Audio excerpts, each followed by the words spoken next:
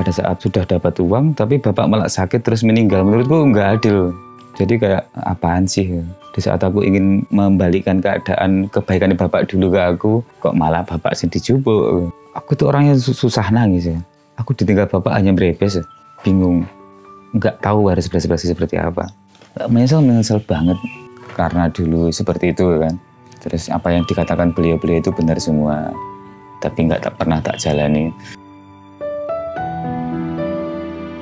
Dulu pernah kan omsetnya sinilah bagus sama gajinya anak-anak, banyak gajinya anak-anak. Lo bener itu mas. Banyak anak-anaknya iPhone semua, HP ku Oppo mas. Itu dulu pada saat sepi-sepinya mas. Sedangkan aku itu kalau sudah sama karyawan sudah loyal tuh haram untuk mengejar. Menurutku aja ya mas.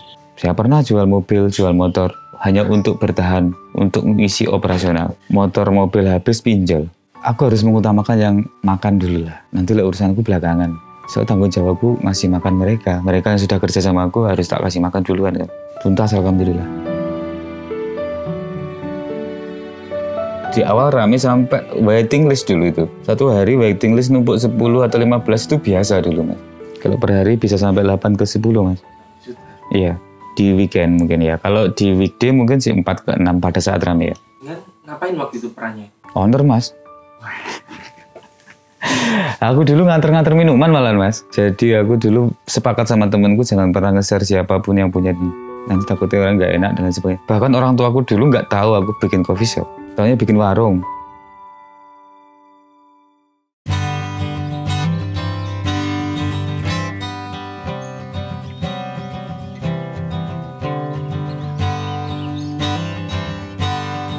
Assalamualaikum warahmatullahi wabarakatuh.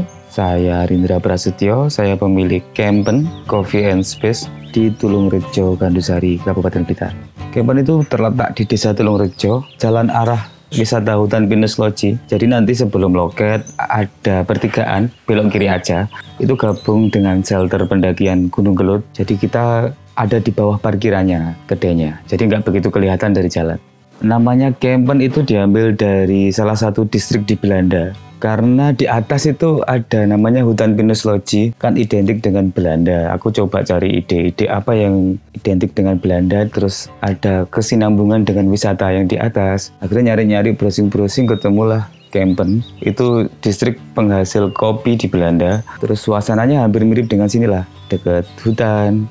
Terus asri, nyaman gitu. Penulisannya seperti itu, terus spell pengucapannya seperti itu. Jadi tulisannya KMPNH, pengucapannya Kempen. Saya saat ini 31 tahun. Sebenarnya ini sudah tak gambar dari 2017 ya Mas. Ya, dari 2017 itu sering nongkrong di sini karena suka daki, akrab dengan pengelola pendakian dulu. Akhirnya sering nongkrong di sini, terus melihat-lihat lokasi di sini. Wah, kayaknya seru ini dibuka coffee shop untuk menyediakan kopi yang proper. Terlaksana di 2021. Di 2021 setelah menikah itu aku dulu punya toko outdoor di daerah Ulingi. Setelah menikah ada Shopee nggak jalan. Akhirnya berpikir gimana ya cari uang lagi ya kan. Muncul ide yang dari 2017 itu, coba bikin di sana.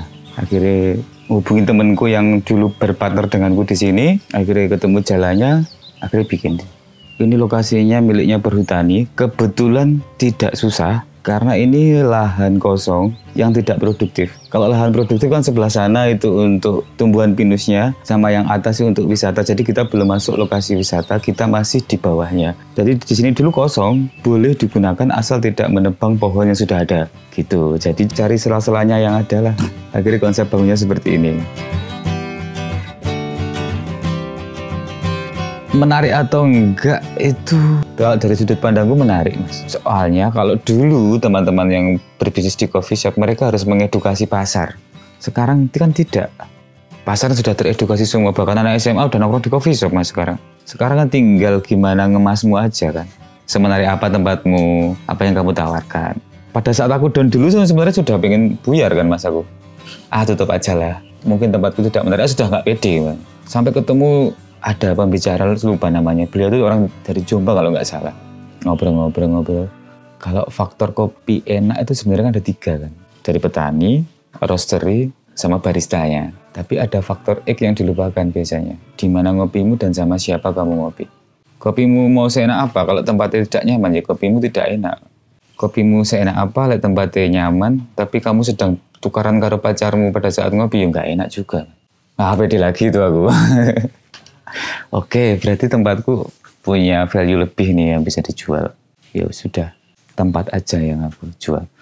Menunya ngikutin. Tempat sudah oke, menu harus oke. Kalau tempat yang oke aja, menu biasa aja, orang nggak balik lagi ke sini, Mas. Situasinya sudah kebentuk sendiri customer-nya di sini. Jadi orang-orang yang pengen mengasingkan diri datang ke sini atau menikmati suasana yang beda dari tempat di kota datang ke sini. Aku menyediakan banyak varian kopi kok. Jadi aman untuk semuanya mungkin ya. Jadi orang-orang yang pengen menikmati kopi dengan suasana yang beda datang ke sini. Jadi kalau biasanya itu siang itu pegawai-pegawai yang diwilingi malah lari ke sini untuk makan siang dan ngopi. Jadi balik lagi sorenya. Kalau sore biasanya anak-anak kuliah nugas datang ke sini. Mungkin sudah stabil ya Mas ya. Karena pasar udah kebentuk ya. PR-nya kan sekarang tinggal cari pasar yang baru lagi untuk datang ke sini. Orang di sekitar kafenya jenengan Mas, ngopi ini kan ngopi gerasa. Benar. Dan ngopi sing ndak aneh-aneh. Iya. Gimana cara jenengan akhirnya mengenalkan? Aku nggak berusaha mengenalkan Mas malah. Aku berada di sini lihatan aja. Jadi jenengan seleranya seperti itu nggak apa-apa. Tapi aku membuat sajian yang seperti ini. Aku nggak bisa memaksakan loh Mas. Ibaratnya beliau mereka-mereka yang biasa ngopi 3.000 dapat 1 gelas, dan di sini 20.000, ya nggak bisa memaksakan hal ini Mas. Mungkin ngoyo-ngoyo susah mereka tambahan. Tapi akhirnya kan orang lokal yang sudah pernah di luar kota, akhirnya menemukan ini kan kayak wah kok ada ya di sini seperti ini. Akhirnya kan jadi customer loyal yang sini juga. Akhirnya repeat ke sini lagi gitu. Jadi aku malah nggak berusaha ngedukasi, biarin aja lah. Itu customer sana, aku tak bikin pasar sendiri gitu.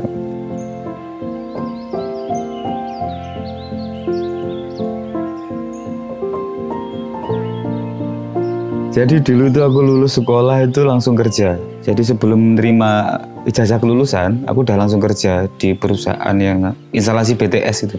Jadi anak baru gampang diterima dengan gaji sedikit, yang penting dapat pengalaman. Kerja waktu itu 400.000 per bulan di Surabaya. Itu jalan hampir 1 tahun, terus ada lowongan jadi helper alat berat. Oke lah masuk, bukan temanku yang ngajak. Di situ cuma digaji 50.000 per minggu. Yang penting dapat pengalaman untuk yang lebih lagi ya. Jadi helper 3 atau 4 bulan terus jadi operator alat berat. Sampai 2014 kalau nggak salah. Dari situ terus punya uang sedikit, ngumpulin barang buat sewa tenda, perlengkapan mendaki, terus akhirnya buka toko sendiri. Sama sedikit dimodelin dari orang tua sih. Almarhum bapak saya itu hanya mandor perkebunan, ibu saya hanya pembantu rumah tangga di Surabaya. Mungkin sudah melihat perputaran uangnya ya, nah, punya tabungan sedikitnya tambah gitu. Akhirnya jadilah tokonya buat sewa toko sama buat belanja barang sedikit gitu loh, nggak salah dulu. Akhirnya jalan beberapa tahun gitu. Seiring berjalannya waktu semakin banyak persewaan, semakin banyak toko online ya kan. Akhirnya tokonya sepi. Akhirnya harus berpikir harus buka bisnis apa lagi kira-kira. Aku kerja sudah nggak passion, sudah menikah, paling nggak aku harus berkumpul terus sama istriku. Kalau kerja nanti kasihan tak tinggali gitu. Toko order dari 2015 sampai 2021 tutupnya. Banyak orang yang pengen naik gunung yang proper gitu kan pasti butuh perlengkapan yang proper. Daripada beli mending sewa kan dulu. Dulu masih nakal juga. Kebetulan nakal. Karena nakal punya banyak koneksi dan teman. Kalau kata orang tua kan minum minuman beralkohol itu nakal ya kan. Dulu saya suka motor kan. Suka nongkrong sama anak-anak motor. Naik gunung sama ketemu orang baru akhirnya kenalan minum. Untuk mengakrabkan sebuah pertemuan itu adalah minuman kan. Kalau sudah pernah minum bareng, akhirnya ketemu obrolannya. Akhirnya besok di saat ketemu lagi sudah seperti teman lama. Tapi alhamdulillah sekarang sudah tidak minum.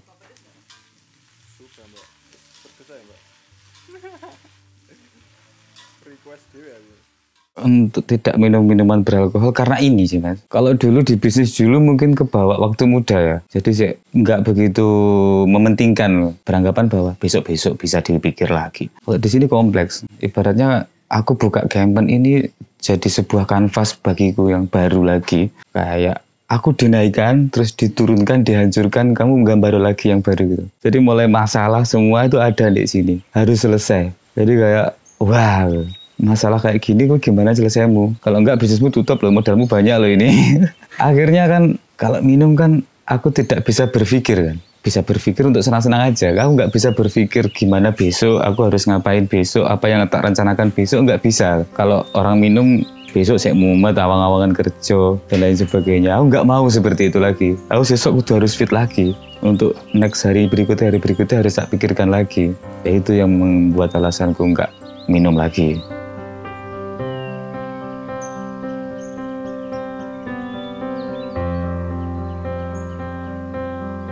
Bapak meninggal itu di tahun 2014. Jadi itu yang memutuskan saya untuk berhenti jadi operator alat berat. Soalnya adik masih kecil, ibu kerja di Surabaya, yang di rumah tinggal nenek sama adik. Cari kerja yang deket-deket aja lah. Saya memutuskan untuk berhenti bekerja dulu. Jadi ditinggal bapak itu malah momen-momen kelamku sebenarnya mas. Karena di waktu itu aku tidak pernah dekat sama bapak. Pada saat aku sudah bisa bekerja, aku ingin sedikit menyisihkan untuk bapak. Pada saat sudah dapat uang, tapi bapak malah sakit terus meninggal. Menurutku nggak adil. Jadi kayak apaan sih? Di saat aku ingin membalikkan keadaan kebaikan bapak dulu ke aku, kok malah bapak sih dijubuk. Nyalahnya Gusti Allah juga. Ya pernah mas, tapi akhirnya kan bisa berpikir, setiap manusia kan pasti ada akhirnya. Setiap sesuatu hal yang hidup pasti akan mati kan. Aku suka band metal kan, tapi nggak suka black metal. Ada satu band metal itu yang ada sedikit sentuhan satanisnya kan.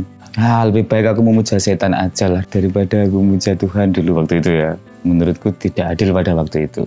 Bikin sadar akhirnya kesini. Kalau dulu bapak itu menyuruhku untuk sholat, untuk ngaji, kan keras kan. Bapak sama ibu dulu waktu kecil. Dipaksa, tidak pernah masuk. Jadi ajaran agama apa itu nggak pernah masuk. Begitu kesini dewasa ini dengan kehidupan akhirnya nyari sendiri aku mas. Nyari sendiri, ketemu sendiri. Oh gini ya tiba-tiba. Akhirnya ya membalik sendiri kan. Akhirnya jalan dengan sendirinya. Itu mungkin caranya Tuhan mengingatkanku ya mungkin. Akhirnya bisa berpikir gitu. Kayak dulu kan enggak. Kalau menyesal ya pasti mas. Sangat-sangat menyesal. Cuma aku sudah terbiasa orangnya itu flat gitu. Karena tidak pernah diajarin. Karena dari dulu tidak pernah hidup sama bapak sama ibu.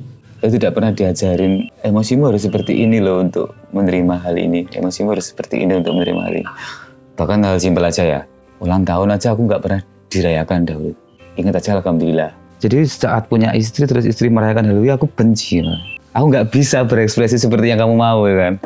Saya kan sekarang punya anakku suka dirayakan.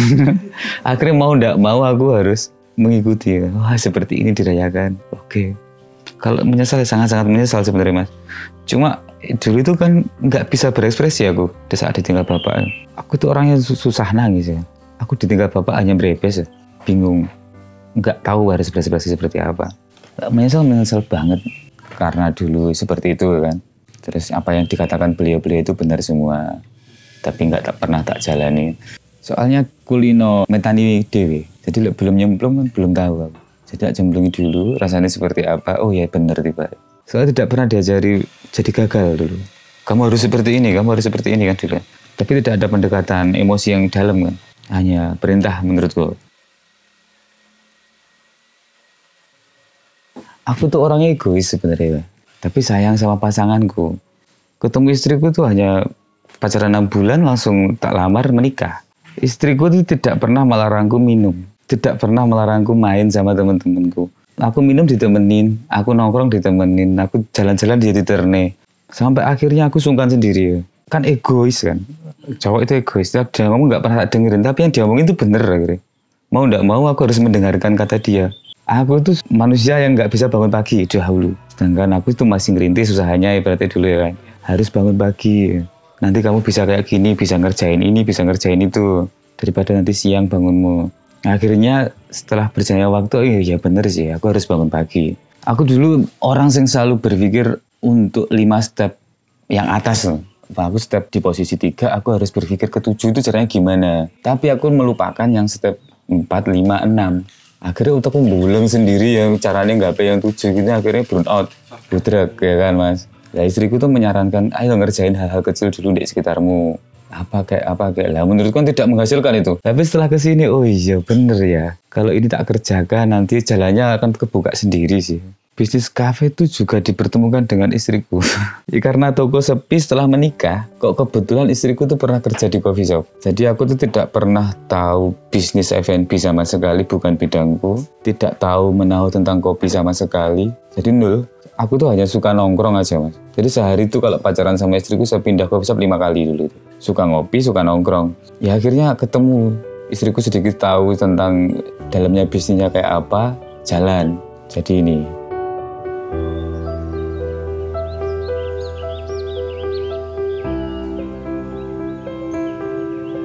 Dulu itu ada sedikit tabungan sekitar 50 juta paling nggak mas.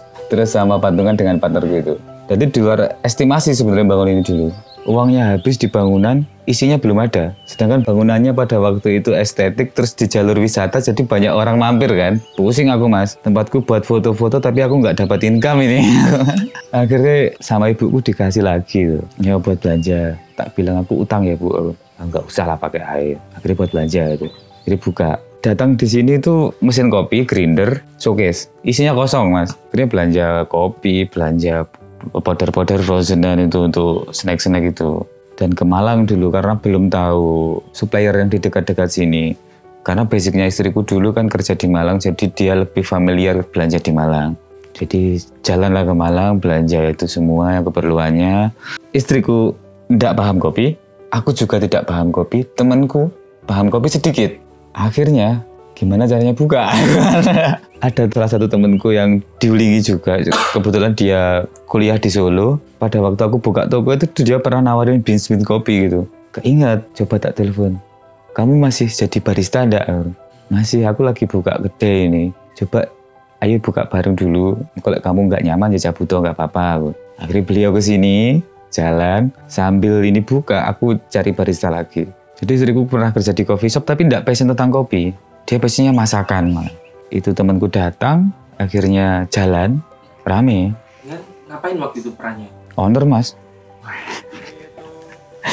Aku dulu nganter-nganter minuman malah mas. Jadi aku dulu sepakat sama temanku jangan pernah nge-share siapapun yang punya ini. Nanti takutnya orang nggak enak dan lain sebagainya. Bahkan orang tua aku dulu nggak tahu aku bikin coffee shop. Taunya bikin warung. Sampai dirasani di sana ini mas. Prasiku gawe warung ratusan juta, warung sing koyo opo. Bahkan ke teman-teman juga sekarang dulu basicnya suka nongkrong kan temannya banyak. Nggak pernah aku share ya aku bikin coffee shop di sini. Aku sama istri tuh takut dijelok nih mentalnya. Nanti kamu nih kono sapa pasarmu, sapa sing arep tuku. Nggawe kafe ning kono sing tukone demit. Akhirnya mereka tanya bikin apa? Camping ground. Sesuai dengan backgroundku yang lama kan. Camping ground jadi tak undang, ayo makan-makan di sini, nongkrong-nongkrong di sini, aku buka coffee shop di sini gitu. Jadi sebenarnya marketing pertamaku ya teman-temanku sendiri. Untungnya punya banyak teman, akhirnya banyak yang nge-share, jadi rame.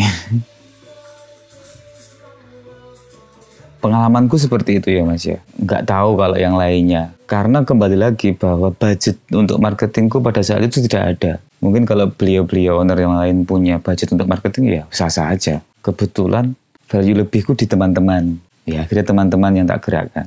Tanpa aku menggerakkan, mereka pun dengan senang hati untuk bikin story dan di-share di sosial medianya mereka. Jadi aku hiring barista yang sudah bisa tadi pertama sambil belajar aku. Untuk menentukan menunya sesuai lidahku sama istriku. Jadi rasanya seperti ini gimana? Oh ya wes gini masuk, gini gimana nggak masuk jadi tol. Karena suka nongkrong tadi kan. Alhamdulillah banyak suka. Tahun pertama buka sangat untung sekali mas.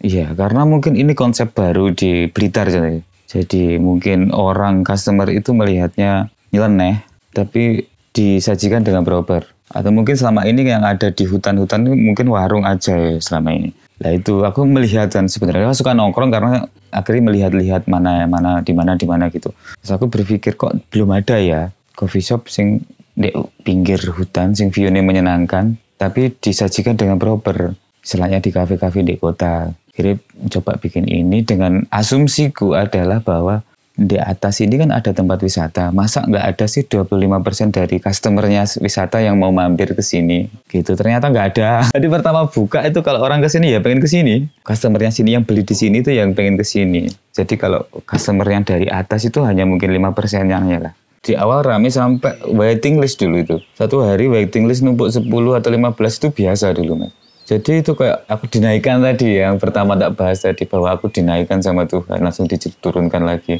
Tapi aku menyadari bahwa ini viral ini. Nah, ini nggak bertahan lama pasti. Bertahan lama mas sampai 6 bulan seperti itu. Aku harus jumawa dong. Wah nyewantek lah gitu aja. Nggak berpikir ke depannya piye, maintenance-nya seperti apa nanti. Akhirnya nggak berpikir seperti itu. Ngepeh nih. jalan rame, 6 bulan berikutnya sepi, mulai turun sepi. Kalau per hari bisa sampai 8 ke 10 mas. Iya, di weekend mungkin ya. Kalau di weekday mungkin sih 4 ke 6 pada saat rame ya. Ya, berarti ratusan mas per bulan. Iya, makanya saya bilang rame mas, makanya saya jumawa. Bahkan satu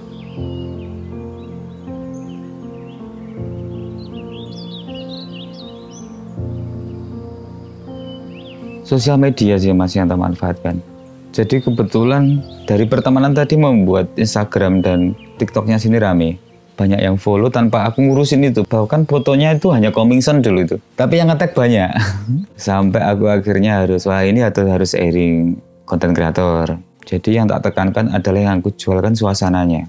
Aku nggak mau orang itu dipaksa untuk datang ke sini, nggak mau. Tak tawarkan, kamu kalau ngopi di sini, suasananya seperti inilah, cuacanya seperti ini, ambience seperti ini. Ngopi di mana lagi kamu dengan backsound burung-burung dan jangkrik di sini? Bukan dari suara sound system loh ya, asli loh ya ini. Pada saat itu malah bukan kami yang bikin mas. Jadi ada temannya adikku main ke sini. Kebetulan pada saat itu kabut di sini. Terus menikmati teh sama kopi, kelihatannya kan hangat, ketemu FYP. Waktu itu pada saat COVID nggak salah ya. Terus tak cari-cari siapa ya ini. Ternyata temannya adikku. Tak suruh ke sini ternyata dia masih kena COVID. Tak suruh ke sini tak kasih menu mau apa. Dan terima kasih sudah dipromosikan. Pada saat saya buka itu Juni 2021. Saya buka seminggu opening PPKM. Jadi pembatasan nongkrong di kota-kota itu kan jamnya dibatasi, nongkrongnya bolehnya pagi. Akhirnya ada yang baru di pinggir hutan, mungkin orang-orang berpikir bahwa di situ jauh dari operasi polisi ya. Akhirnya lari ke sini semua, rame. Tapi vibe-nya di pagi sampai sore. Kalau sore mereka sudah pada pulang. Mungkin karena akses jauh ya, jauh dari kota, jauh dari tempat tinggalnya. Soalnya rata-rata yang ke sini orang kota. Kalau nggak Blitar kota, Tulungagung, Malang, Kediri gitu. Amaulingi ya bang gitu. Kalau yang sekitaran sini ya jarang. Gak ada pada saat itu dulu malah. Mungkin 2 bulan ya ramai banget itu ya mas. Makanya rame itu akhirnya dioperasi juga di sini. Tapi operasinya jam 8 malam di sini sudah kosong mas.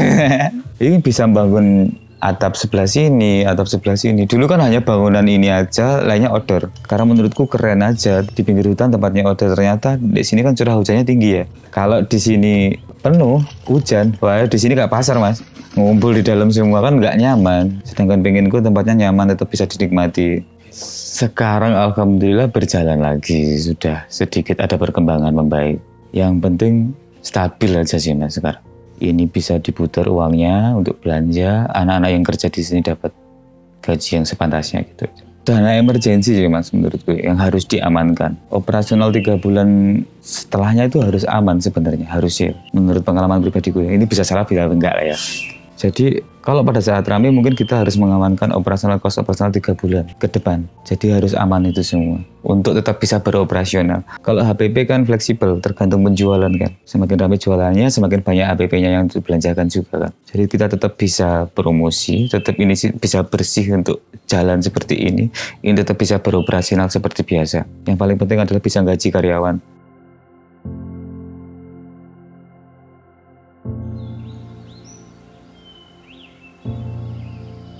Dulu pernah kan omsetnya sini lah bagus sama gajinya anak-anak, banyak gajinya anak-anak. Lo bener itu mas. HP-nya anak-anak ya iPhone semua, HP-ku Oppo mas. Itu dulu pada saat sepi-sepinya mas. Sedangkan aku itu kalau sudah sama karyawan sudah loyal tuh haram untuk memecat. Menurutku aja ya mas. Anak sudah loyal sama aku ya menurutku apapun yang terjadi harus aku usahakan untuk bisa gaji kamu. Kamu sudah mencurahkan waktu dan tenagamu di sini. Sebenarnya bisnis F&B itu menyenangkan kalau cabangnya banyak. Kalau satu, itu mengerikan. Untuk buka cabang lagi masih belum ada mas ini. Rencananya menjanjikan kalau cabangnya banyak. Soalnya pasti ada backup. Kalau di sana rame, di sini bisa dibantu sama yang ini yang lagi sepi. Begitu. Itu yang tak pelajari mas. Aku harus buka 1 lagi atau 2 di tempat yang beda. Soalnya kalau hanya 1, kalau pada saat berdarah-darah ya nangis mas. Bisa jual mobil, jual motor. Saya pernah jual mobil, jual motor. Hanya untuk bertahan, untuk mengisi operasional. Motor, mobil habis, pinjol. Aku harus mengutamakan yang makan dulu lah. Nanti urusanku belakangan. So, tanggung jawabku masih makan mereka. Mereka yang sudah kerja sama aku harus tak kasih makan duluan kan. Tuntas alhamdulillah. Kalau pinjol sedikit sih mas, paling ya antara 4 ke 8 ya, lupa. Pada saat bulan itu karena cash flow-nya kosong, aku harus ngaji anak-anak, harus bayar juga kan. Kira ngambil pinjol yang siap sedia untuk diambil.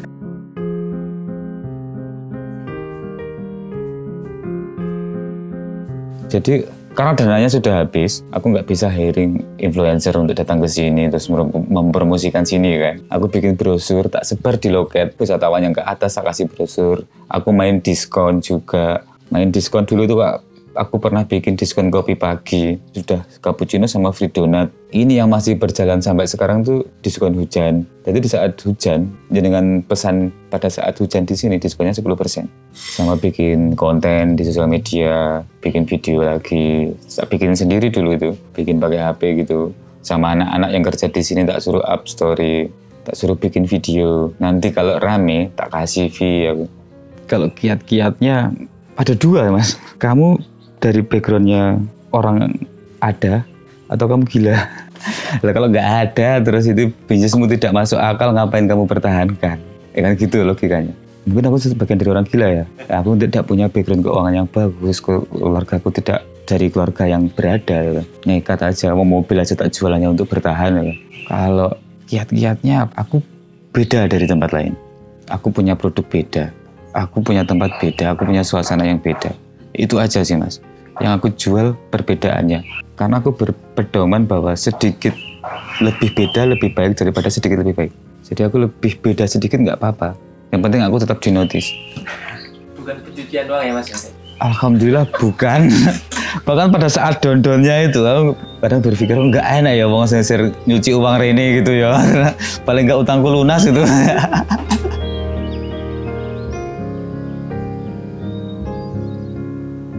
Untuk mengetahui jatuh itu sakit, kamu nggak perlu jatuh sebenarnya. Dengar cerita dari orang lain bahwa jatuh itu sakit, sudah cukup bisa membuatmu tahu bahwa jatuh itu sakit. Saya Arindra Prasetyo, saya owner dari Kempen Coffee Shop yang beralamat di Tulungrejo, Gandusari, Kabupaten Blitar. Assalamualaikum warahmatullahi wabarakatuh. Sudah, terima kasih.